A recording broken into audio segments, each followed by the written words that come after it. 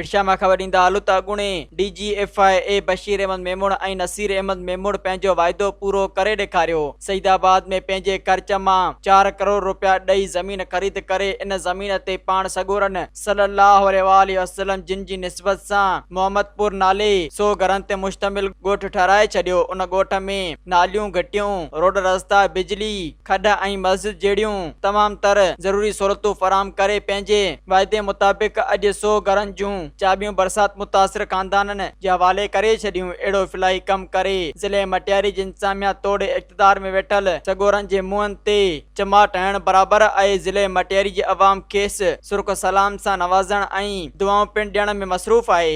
मज़ीद ख़बरनि ऐं तफ़सीलात लाइ विज़िट कयो असांजी वेबसाइट www.awamiNewsHD.com ऐं ॾिसंदा रहो अवामी न्यूज़ HD।